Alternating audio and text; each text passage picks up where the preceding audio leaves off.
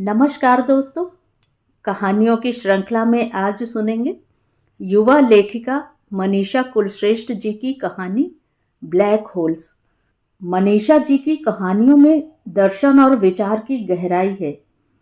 इनकी कहानियों में एक तरह के खुलेपन का आग्रह भी मिलता है जो जड़ता से बाहर निकलकर तर्क संगत विचार की पैरवी करता है।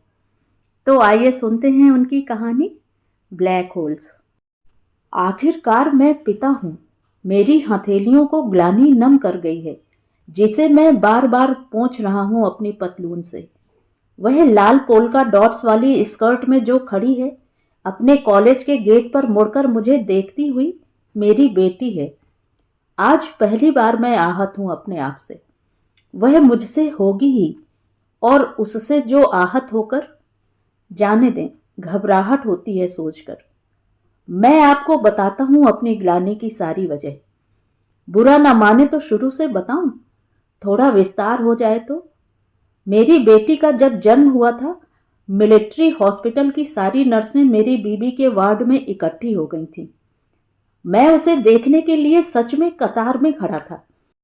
उन सबके चेहरे पर एक ही इबारत थी, इतना खूबसूरत बच्चा। अपनी बारी आने पर मैं उस नन्हे बंडल को अपनी हथेलियों में थाम कर रो पड़ा था। उसने तुरंत ही मेरी उंगली पकड़कर पलकें खोली थी। नन्हे चेरी जैसे लाल होंठ कपकपाए थे। मैं उसी दिन समझा कितना अलग होता है पापा होना। उसने अपने सुंदर चेहरे से ही नहीं, अपनी बुद्धिमत्ता से भी मुझे हमेशा गौरवान्वित किया। हम सब ने मिलकर उसे मूल्य संवेदनाएं उपहार में दिए, सबसे स्नेह करने की सीख दी, सौजन्यता उसके हर अंदाज में भर दी, सिखाया एक छोटे कैटरपिलर तक से प्रेम करना।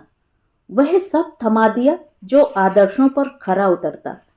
हम दोनों पढ़ने के शौकीन, उसकी उम्र के हिसाब से तरह तरह की किताबों से हम दोनों ने उसकी अलमारियां भर दी।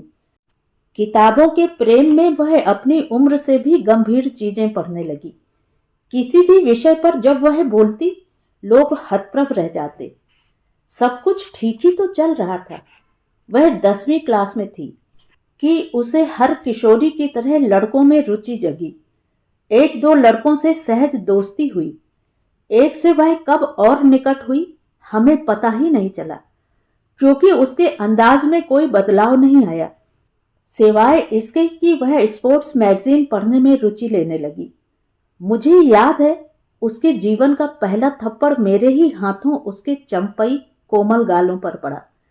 एक शाम किसी मीटिंग से लौटते हुए मैंने शाम के झुटपुटे में जब उसे एक मलिन कपड़ों वाले, लंबे मगर दुबले, साधारण से लड़के के साथ उसकी साइकिल हाथ में लिए ट्यूशन से पैदल घर लौटते देखा। बीच बीच में इधर उधर ताक कर दोनों हाथ थाम लेते। ढलती सांझ में उसके गालों पर गुलाब खिलते हुए मैंने देखे थे। लड़का मुझे सामने से आकर गाड़ी रोकते देख सहम गया। सहमी वह भी, पर छुपा गई।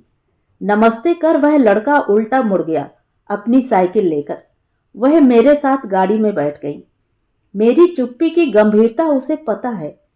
घर आकर पूछा गया कि कौन था वह लड़का। क्लासमेट। कपड़ों से वह अफसर का बेटा तो नहीं लग रहा था। है भी नहीं, उसके पापा लश्कर हैं। थप्पड़ जोर का था, उंगलियां छप गईं और उसे बुखार आ गया। मैं रात भर उसे गोद में लिए रहा।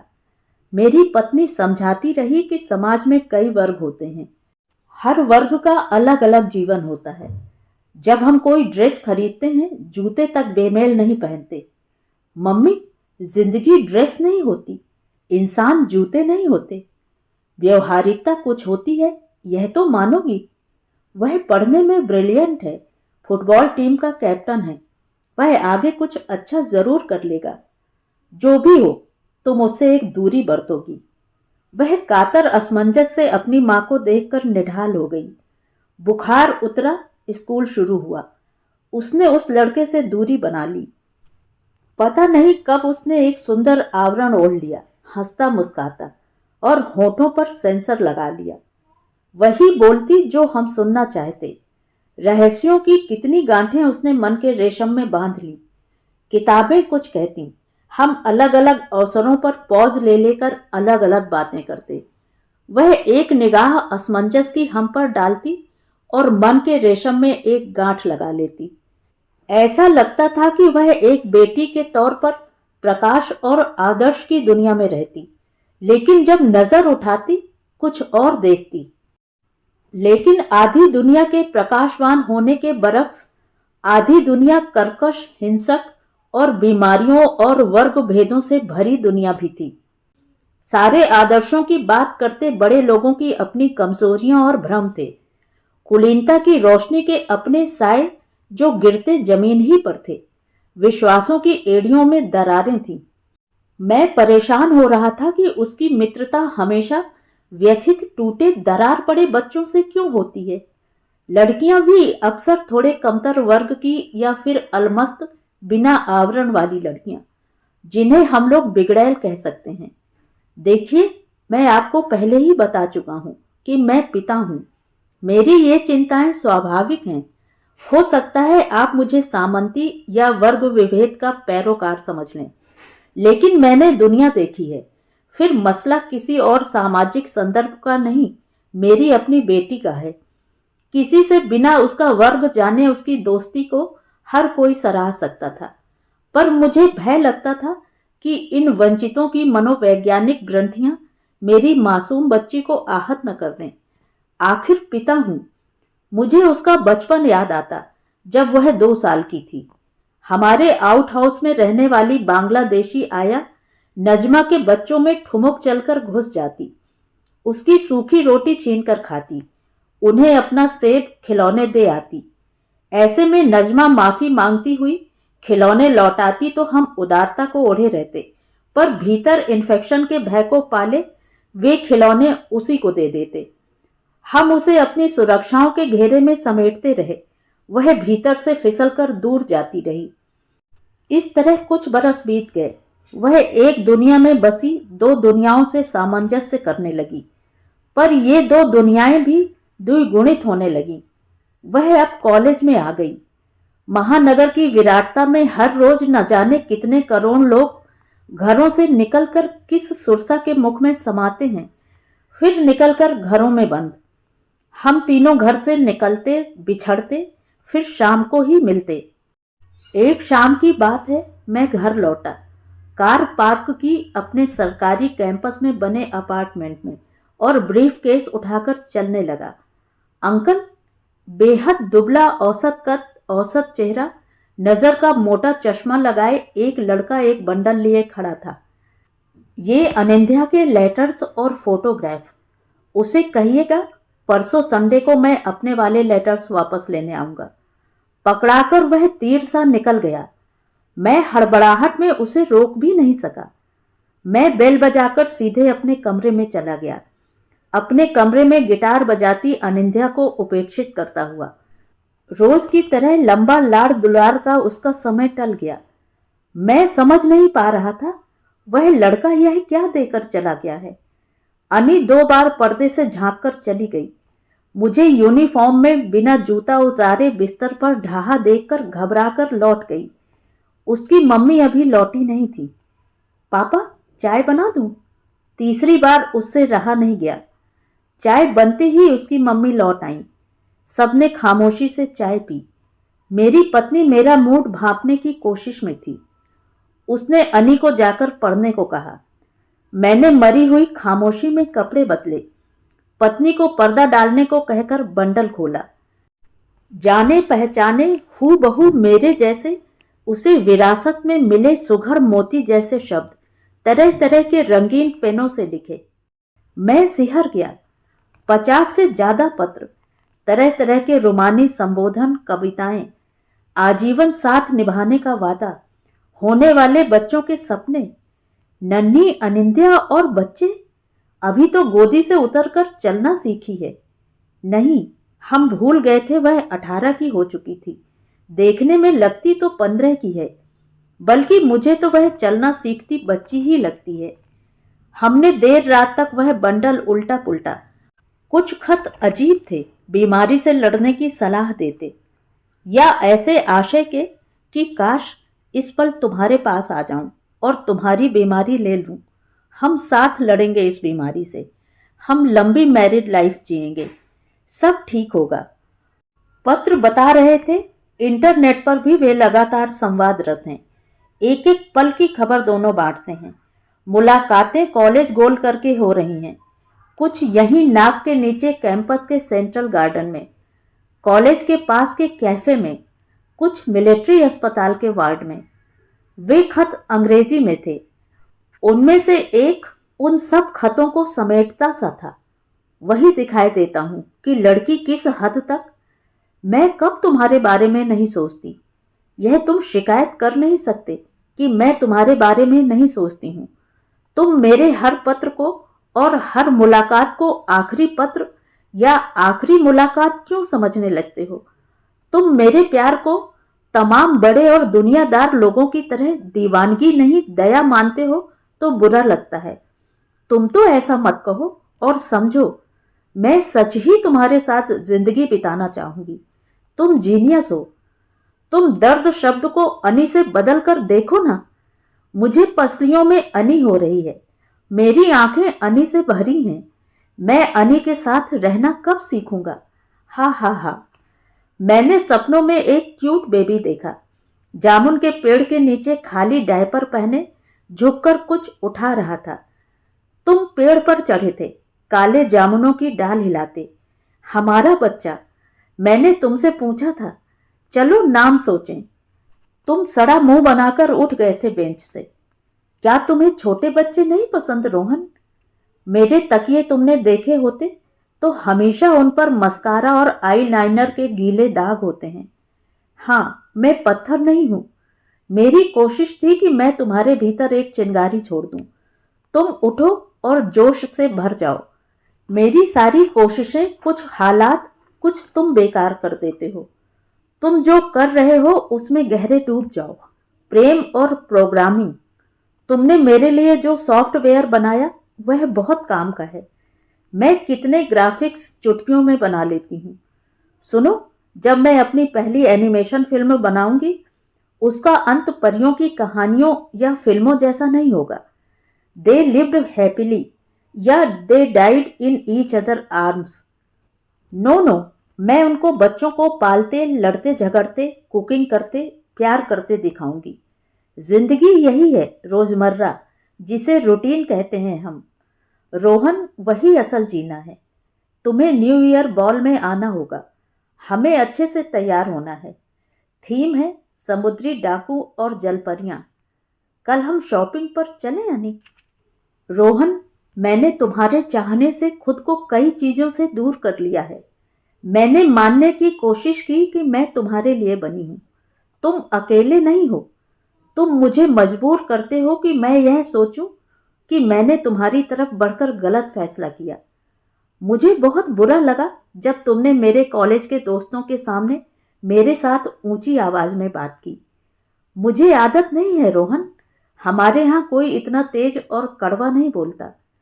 मैं बहुत क्लासेस बंक नहीं कर सकती। मेरा सेमेस्टर खराब होते होते बचा। पापा ने बहुत जुगाड़ करके मेरे लिए मेडिकल सर्टिफिकेट निकलवाया। मैं उन्हें बता भी नहीं सकी। कई बार मुझे भी लगने लगा है कि तुम्हारा दर्द नकली है। तुम ठीक होना ही नहीं चाहते। परसों जब तुम्हारे वार्ड में हम कार्ड्स खेल रहे थे और तुम्हारी मम्मी का अचानक आकर मुझे जाने को कहना बहुत अजीब था। तुम तो कहते थे कि वे खुश हैं कि मैं खुश हूं। अब अचानक क्या बदल गया? मुझे नहीं पता भविष्य में क्या है, पर मैंने हर हाल में तुम्हारे साथ जीना चाहा था, जीना चाहूंगी। पर शर्तें जो तुम लगा रहे हो वो मुझे तिल तिल गला रही हैं। मैं अपने कॉलेज के रूप को छोड़ नहीं सकती। मुझे स्कर्ट्स पहनना पसंद ही नहीं, बहुत आरामदेह लगता है। तुम मुझे थोड़ा सा समझने की कोशिश तो करो कि मैं क्या चाहती हूँ।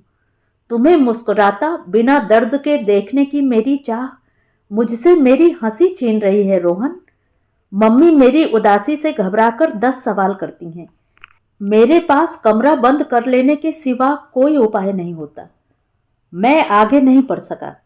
कितना कुछ समानांतर गुजरता रहा और मैं पिता होकर बेखबर। मुझे अपनी पत्नी पर भी गुस्सा आया। मैंने सारे खत, हाथ के बने कार्ड और कोलाज समेटकर अपनी वार्डरोब में रख लिए। पानी सिर से ऊपर था। उस दिन कुक खाना बनाकर रखकर चला गया। अनी को रात 11 बजे टेबल पर बुलाया गया। वह अनजानी आशंका से सहमी थी। डांटने की उम्र नहीं थी, पर हम सवालों के साथ दोनों उस पर बरस पड़े। मेरी पत्नी का अंदाज तल्ख होने लगा। मैं भी हताश था।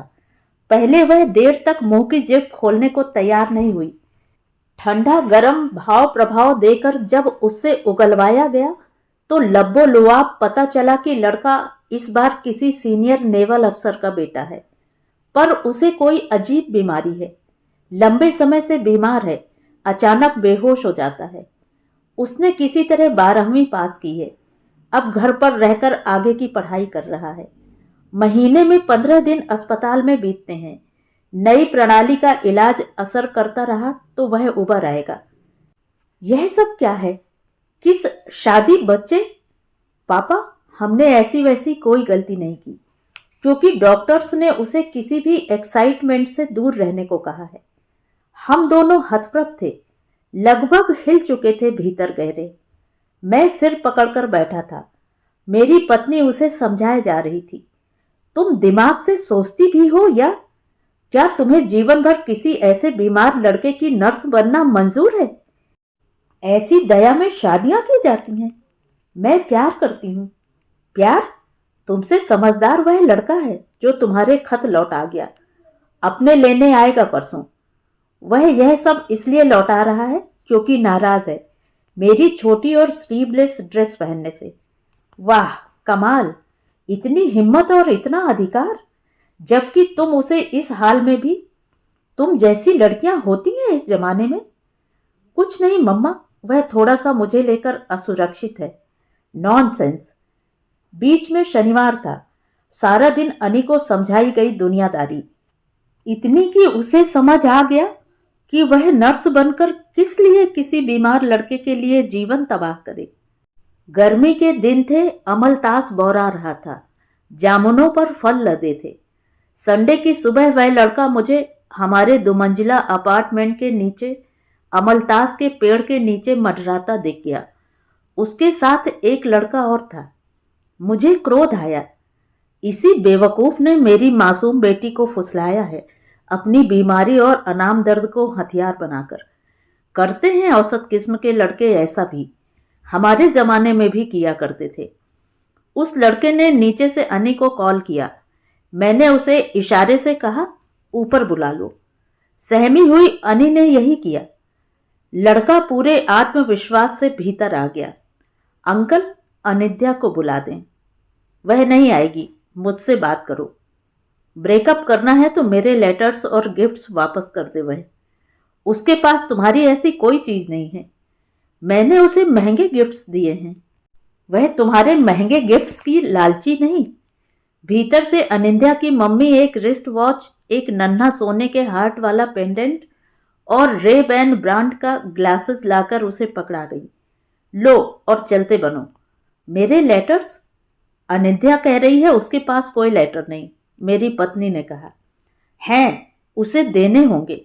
ब्रेकअप ऐसे नहीं होता, कहकर जिस तरह वह अनी के कमरे की ओर लपका, मैं हैरानी और गुस्से में भर गया कि इसे अनी का बेडरूम भी पता है। मैंने उसकी बांह थामी और झन्नाटेदार थप्पड़ लगा दिया। तभी अंदर से अनिंद्या बाहर आ गई। पापा, इसे मारिए मत, आपको पता है ना यह बीमार है। वह फर्श पर बैठ गया। मार लीजिए अंकल, आप भी मार लीजिए। वैसे भी जिंदा कहाँ हूं, डॉक्टर कहते हैं। बहुत हो गया इसका ड्रामा, इसे ले जा। मैंने उसके दोस्त को रौब भरे इशारे से उठाया, उसके भी पीठ पर धौल जमाई और बाहर का दरवाजा दिखा दिया।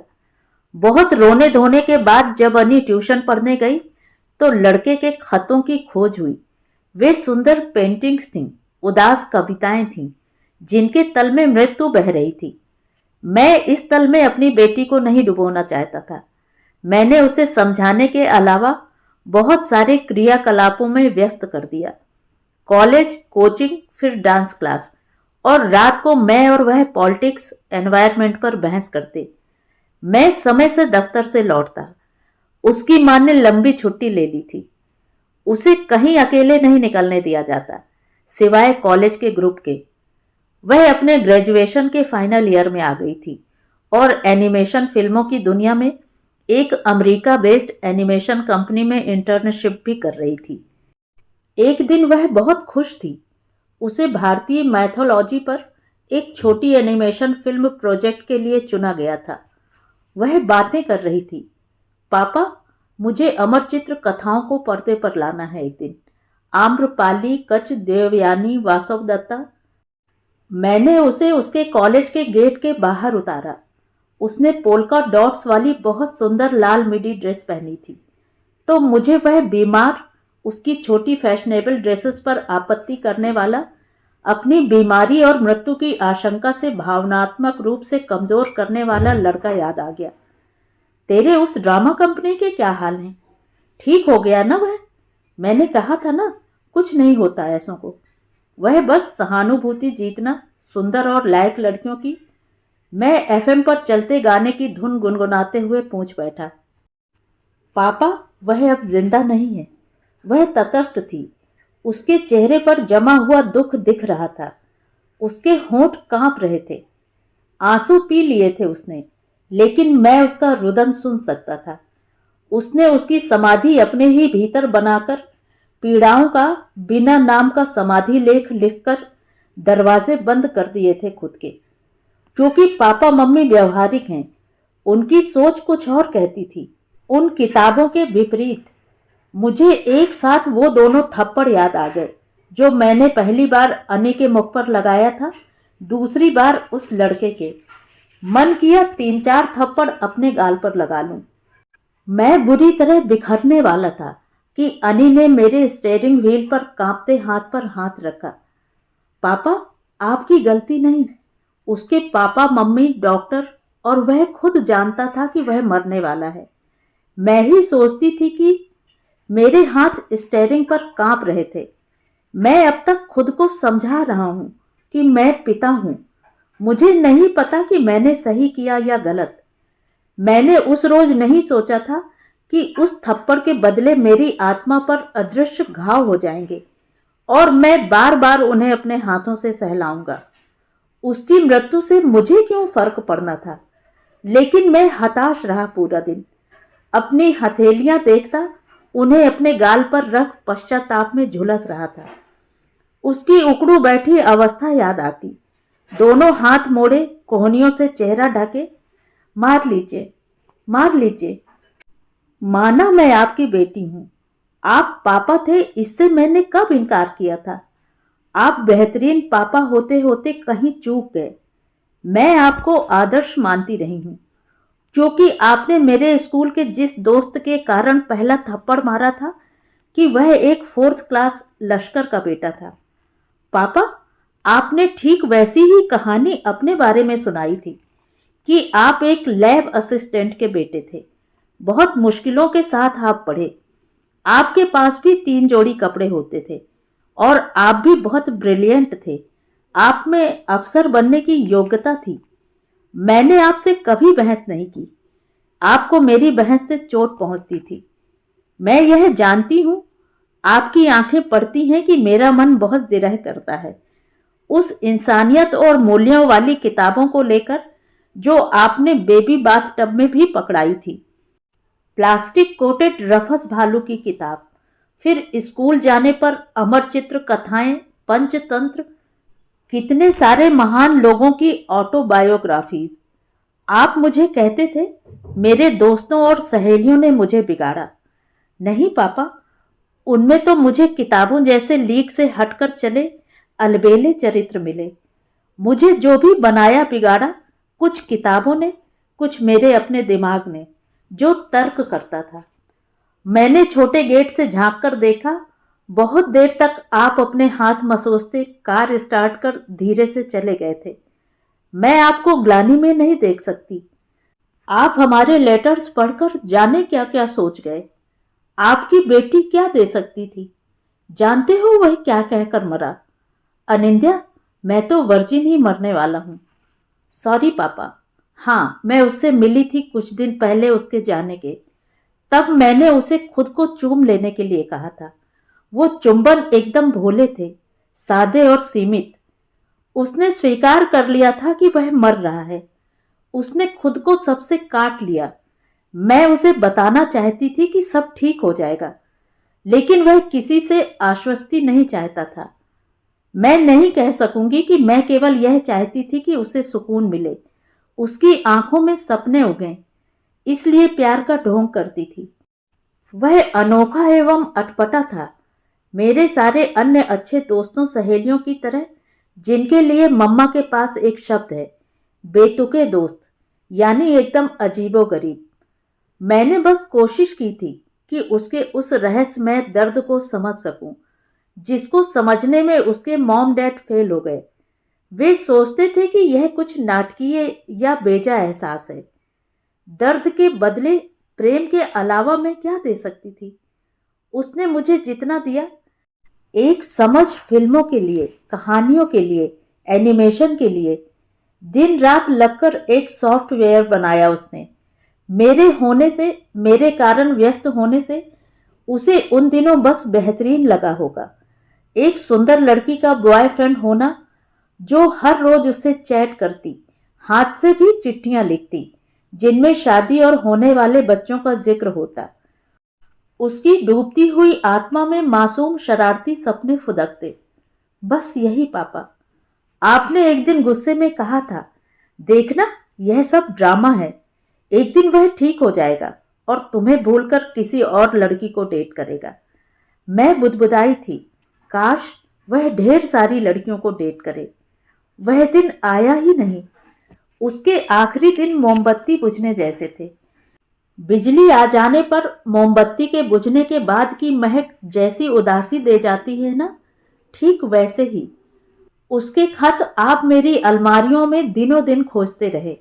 वो हाथ से नहीं लिखे थे, एक हार्ड डिस्क में थे। संसार भर की क्लासिक फिल्मों, उसके मेरे लिए एनिमेशन फिल्म मेकिंग में काम आने वाले सॉफ्टवेयर्स और इंटरनेट से सैकड़ों फिक्शन डाउनलोडेड किताबों के साथ। हाँ, बिल्कुल वह प्यार करने लायक था। वह हंसाने में माहिर था। शरीर लय में होता तो वह जिंदगी और मेरे लिए जोशीला भी होता। मैं और बड़ी हो जाऊं, आप भी अपनी बेटी से परे की दूसरी दुनिया के दर्द को समझने लायक हो जाओ, तब शायद चुपचाप से उसके खत आपको पढ़ा सकूंगी। वह लिखता था, मेरी कहानी उस दिन से शुरू होती है जब धरती कोहरे से ढकी थी, मेरे जैसे लोगों के जन्म का धुंधला संकेत, रात, मरती चांदनी और उदासी। मुझे पैदा होते ही ओटी में ले जाया गया। ओटी की सड़ी हुई रोशनियां, ईथर की गंध और खून की महक मेरे अवचेतन में स्थायी है। मेरी छोटी आंत और बड़ी आंत के बीच कोई संपर्क ही नहीं था। मेरा पेट फट पड़ने की हद तक फूला हुआ था। माँ बताती हैं, मेरा नन्हा शरीर कितनी नलियों के जाल में छुप चुका था। तुम यकीन करोगी, तब से अब तक मेरी 12 सर्जरी हो चुकी हैं। मैं अपने दोस्तों की मस्तियों, उनके सेक्स से जुड़े अनुभवों और लड़कियों को लेकर उनकी गलीज बातों को अपने अकेलेपन के हाशिए से देखता था। मैं भावुक था, इसलिए उनके रिश्तों में प्रेम नहीं पाकर मुझे दुख होता था, क्योंकि वे लड़कियां इसे प्रेम ही समझा करती थीं। अपनी बॉडी सौंपा करती, जिसे लेकर वे फाहस डिटेलिंग करते खुलेआम। किस लड़की ने कब और किसके साथ अपनी वर्जिनिटी खोई। मुझे बुरा लगता। मैं पहले बहस करता, फिर चुप रहने लगा, क्योंकि वे मेरा मजाक बनाकर मुझे तोड़ते। तुम नहीं जानती कि तुम कितनी अलग थी उन लड़कियों से जो अमीर लड़कों की तरफ भागती थीं। तुम दूर रहती थीं ऐसे लड़कों से जो अपनी कारों और गर्लफ्रेंड्स में फर्क नहीं समझते थे। फोन पर तुम बोलती थी और मैं अपनी सारी इंद्रियों का जोर लगाकर उसे सुनता।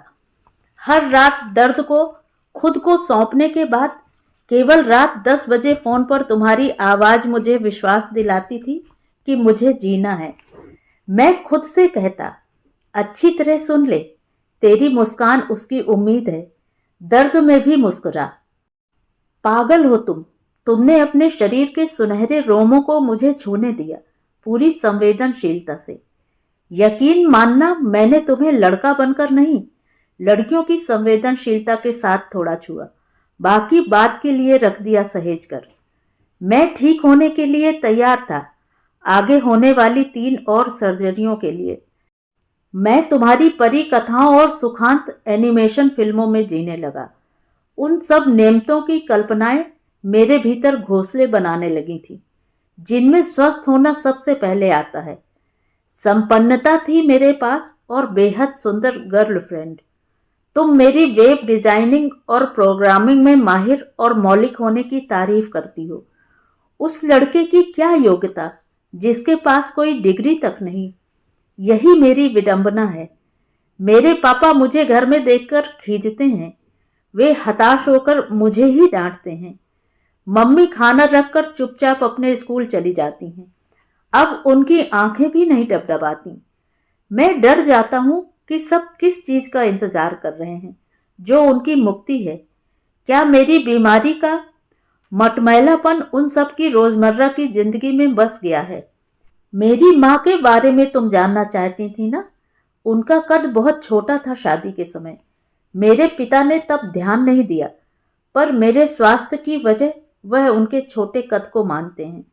मानो उनके भीतर मेरा विकास जन्म से पहले अवरुद्ध हो गया हो। वे कोसते हैं उन्हें मेरे कारण। मेरा जन्म, मेरी शुरुआत, यानी दुख और दुख, मेरी माँ का दुख। वह घर पर रहती हैं तो मुझे जरूरत भर ही देखती हैं, बाकी वे मेरे ही कामों में व्यस्त रहती हैं।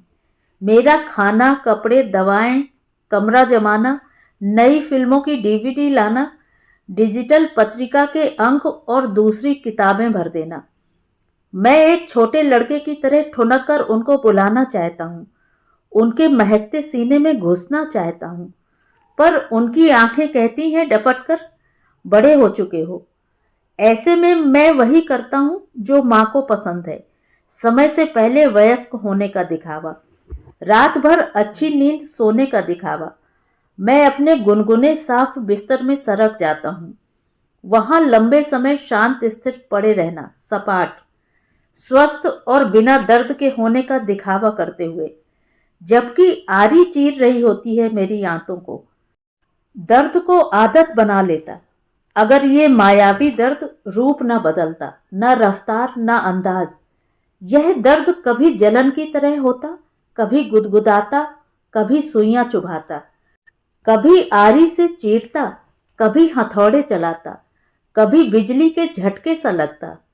मेरे डॉक्टर न कभी समझे, न आज समझ पा रहे थे। यह दर्द था कि हर बात पर हावी था। मैं यह बस तभी भूलता हूं मेरी एंजल, जब तुम साथ होती हो। मैं खुद को तुम पर ढीला छोड़ सकता हूं, तुम पर चिल्ला सकता हूं, दर्द की बात 100 बार दोहरा सकता हूं। तुम सुनती हो कि कहां कहां यह होता है, आंत की कौन सी भीतरी परत में, कि पसलियों के पार कहीं। मैं खुद के खोल से बाहर आता हूं। मैं जानबूझकर दोस्तों को कॉल करके कहता हूं मैं पिज्जा हट में हूं या सीसीडी में अनिंद्या के साथ हूं, माई गर्लफ्रेंड। वे उदार हैं, मेरे सामने नहीं हंसते। मैं तुम्हारे साथ आवारा घूमने की खुशी में कांपता हूं। तुम गोल मारकर चिंता करती हो अटेंडेंस कम होने की। हमें मेट्रो कहां कहां ले जाती है। मैं तुम्हें चूम पाता हूं 1 बार 2 बार, किसी दूरस्थ मेट्रो के सुनसान स्टेशन पर। तुम हमेशा कल मिलने का वादा करती हो, पर वह कल पखवाड़ा या महीना लगा लेता है। तुम कहती हो मैं व्यवहारिक नहीं हूं। मैं बहस करता हूं, जिंदगी मेरे साथ व्यवहारिक नहीं है, सो तुम मुहासे पर चिंतित हो जाती हो। मैं अपनी सिकुड़ती और नष्ट होती नर्ज पर चिंतित ना हूं। मैं तुम्हारी बड़ी काली आंखों की चमक के लिए अपना सारा जेब खर्च उड़ा देना चाहता हूं। तुम दूरी बरतने लगी हो 2 सप्ताह से। मैं क्या करूं? नहीं बर्दाश्त होता तुम्हारा स्लीवलेस टॉप और छोटी स्कर्ट पहनना। कितना छोटा मुद्दा है यह, जिस पर हम बिल्लियों की तरह झगड़ पड़े थे तुम्हारे कॉलेज के पिछले गेट पर। तुम शर्मिंदा हुई थी। तुमने ब्रेकअप की बात कही, अपनी चिट्ठियां और कार्ड्स लौटाने की बात। लौटा दूंगा, पर प्लीज, छोटे कपड़े इतना इश्यू नहीं है। थोड़े दिन बस मेरे लिए तुमसे बदलने की उम्मीद। एक्स्ट्रा चीज पिज्जा में भी और चीज मांगने जैसा है ना। तुम मना करती थी, नहीं पचेगा मत लो, पर मैं स्वाद को दर्द पर तरजीह देता था। मैं बिस्तर तक सिमट जाऊं उससे पहले मैं तुम्हें तुम्हारा सामान लौटाने आना चाहता हूं। पापा मम्मी सर्जरियों से थक चुके हैं। हम अब डॉक्टर के यहाँ नियमित चेकअप पर भी साथ नहीं जाते। बस वही दवाएं जो मैं हर खाने के बाद पान या टॉफी की तरह खा लेता हूँ। आजकल मक्खियां तक मुझे चिढ़ा जाती हैं अनिंद्या। मैं कोसता हूं उन्हें। मैं बिना चीखे रोना चाहता हूं। दर्द कम नहीं होता। फिर नींद का इंजेक्शन मुझे सुला जाता है। मैं तुम्हारे प्यार से परेशान होकर रोता हूं कि मैं क्या कर सकता हूं तुम्हारे लिए। यह सच है कि तुमने मेरी उम्र 2 साल बढ़ा दी, लेकिन तुमने दूर होकर ठीक नहीं किया। तुमने कहा था तुम हर जगह मेरे साथ चलोगी। मेरे पिछले बर्थडे पर हम कितना घूमे, फ्रेस्को में, जनपद पर। हम कहाँ कहाँ छुपकर बैठे, गार्डन्स की बेंचों पर, सबवे में, मेट्रो स्टेशनों पर। तुमने मुझे चूम लेने दिया, सुनहरी पिंडलियों से लेकर होठों तक। मैं प्रैक्टिकल बिल्कुल नहीं प्यार में। मुझे पाने से बेहतर सब्र लगता है। कितने महीनों में हिम्मत कर सका। तुम्हारे गोल चेहरे के क्यूट पिंपल पर ही मेरी सारी खुशी टिक गई। तुमसे बातें, तुम्हारा साथ। तुम दूर जा रही हो तो लग रहा है तुम्हें और लड़कियों की तरह कहीं सीमाओं का अतिक्रमण तो नहीं चाहिए था। या तुम्हें लगा कि तुम हारे हुए घोड़े पर समय बर्बाद कर रही हो। मैं खुद तुम्हें नहीं बता सका कि मुझे क्या हुआ है। मेरी सर्जरियां कोई परिणाम ला सकी कि नहीं। मैं शिद्दत से चाहने लगा था कि मेरा अनाम दर्द काश मेरा ड्रामा होता। याद है एक बार तुम घर आई थी। मैं बिस्तर में कराह रहा था। मेरे होठों पर लाल दाने हुए थे, तेज बुखार था। तुम पास आकर पैरों की तरफ बैठ गईं। तुमने धीमे से मुस्कुरा मुस्कुरा कर कहा था कि चूमने से यह सब हुआ है क्या। वो दाने तुरंत गायब हो गए। बुखार उड़न छू। हम स्केटिंग करने गए थे शाम को। तुम बहुत कुछ बदल सकी हो। मैं ही नाशुक्रा हूं, अपने ही कॉम्प्लेक्स का मारा। मैं बड़ा और ठीक हो चुका हूं। बचपन और टीन एज मुझे कब के छोड़ चुके हैं। मेरा मन दुख से भरा है। मैं उन दिनों को वापस कैसे लाऊं। हमने सपना देखा था अंतहीन प्रेम का, शादी का। साथ बैठ बच्चों के नाम तक सोच लिए थे। मैं अब भूल तो नहीं पा रहा। इस कैंपस से दूर चले जाना मेरे बस में नहीं। तुम्हें कई बार सुबह बस के लिए भागते देखता हूं। तुम कई बार सड़क के स्पीड ब्रेकर से टकराकर बैलेंस खो देती हो। मेरा मन करता है पहले की तरह दौड़ आऊं। मेरे साथ किए तुम्हारे बचकाने रोमांस को मेरा मन दया मानने को तैयार नहीं होता। दया में कोई झगड़ता नहीं है। मैं बहन के आगे अब तुम्हारा नाम नहीं लेता। वह शाम की सैर के समय पूछती है, मैं उसे दुखी और बोर क्यों करूं। पर मैं अतीत की गलियों में चलता हूं। पिछले बुरे और हिंसक वाकये के खटास से उबरना चाहता हूं। मैंने माफ कर दिया तुम्हारे पापा को। गलती मेरी थी, पर मैं बहुत दिनों से नाराज रहा था। उनको बताना मत। मैंने ही उनकी नई कार पर लंबा स्क्रैच लगाया था। अपने कैंपस के गार्डन की बेंच और जामुन के पेड़ों के रास्तों पर अब भी धुंधले पड़ गए हमारे चुंबन बिखरे हैं। बारिश ने उन्हें धोया नहीं है। लाल कलगी वाली चिड़ियां उन जामुनों के पेड़ों पर घोंसला बना चुकी हैं, जिनके नीचे हम देर रात तक बातें करते थे। पापा वह ऐसी फिल्में देखता था, या जिन फिल्मों को हम साथ देखते थे उनके अंत हमेशा ऐसे होते कि नायक नायिका की ऐन उस पल मृत्यु हो जाती जब वे खुशियों के करीब होते, या तो वे अपनी सदाबहार जवानी में ही पथरीले हो जाते, या दूर पटक दिए जाते पागल खानों में, दूसरे देश में कैद, युद्ध बंदी। मैं पूछती, तुम इन फिल्मों को क्यों देखते हो? चलो इन फिल्मों का अंत बदल कर सोचें, हम ये कहानियां बदल दें। वह इस यकीन में खुश हो जाता, ये कहानियां बदलेंगी, तुम बदलोगी इनको। किस्मत की हवा का रुख सही हो, सही वक्त लौट आए। बुरे दिनों का हिसाब वह भूलने लगता। उसे कॉफी और संतरों की महक घेर लेती। सीसीडी के बाहर हरे घास के टुकड़े में सूरज की रोशनी के स्क्वायर में दो गिलहरियां एक दूसरे से खेलती। उसके बदन में सिहरनों का इजाफा होता। भूख खुल जाती और एक्स्ट्रा चीज मांगता वह अपने बर्गर में। जिस दिन आपने उसे थप्पड़ मारा था, उसके बाद वह अपने घर में बंद होकर रह गया था। उसके साथ आए लड़के ने उसके दोस्तों में बात फैला दी कि आपने उसे थप्पड़ मारा था। वह एक प्रतिशोधी खामोशी में बंद हो गया था। अनजाना दर्द हद से आगे जाकर उसे बेहोश करने लगा था। ऐसी हद से बाहर की तकलीफ में डॉक्टर उसे नशे का इंजेक्शन देते। वह कभी कभी जब नशे के इंजेक्शनों से उबरता तो चैट करता था मुझसे। उसने अपने अकेलेपन को एक पिट्ठू बैग की तरह कंधे पर लटका लिया था और सारी दुनिया का भूगोल गूगल अर्थ पर उसने घूम लिया था। वह घबराता था अंतरिक्ष के ब्लैक होल्स से, मौत के बाद क्या के सवालों पर। पापा, मेरी चिंता मत करना, मैं उसके ना होने को अपनी जिंदगी पर हावी नहीं होने देना चाहती। खुद को व्यस्त कर लूं, सपनों में डुबो दूं। मैं जानती हूं जीना। अभी भले ही मुझे आंख बंद करनी पड़ती है ताकि मुझे कुछ याद ना आए। मैंने आपको जानबूझकर नहीं बताया। उस दिन आपकी एनिवर्सरी थी। फरवरी का एक भीगा सवेरा था। सवेरे की सपाट खामोशी में मैं कॉलेज जाने के लिए तैयार हो रही थी। फोन बजा तो भीतर अनजानी आशंका का तरल कांपा। उसकी बहन का फोन था। अनिंद्या, रोहन नहीं रहा। आज सुबह 5 बजे तक लैपटॉप पर उसने कोई डॉक्यूमेंट्री फिल्म देखी होगी, सुसाइडल बर्ड्स पर। लेमनेड पिया, पीते ही उल्टी की तो मैं उठ गई। वह दर्द से हल्का सा चीखा, फिर बिस्तर पर उल्टा गिरा। पापा ने सीधा किया तो वह जा चुका था। फिल्म तब भी उसके लैपटॉप पर चल रही थी। कहकर बहन सिसकने लगी। मैंने अपने हाथ में खुली लिपस्टिक बंद करके रख दी।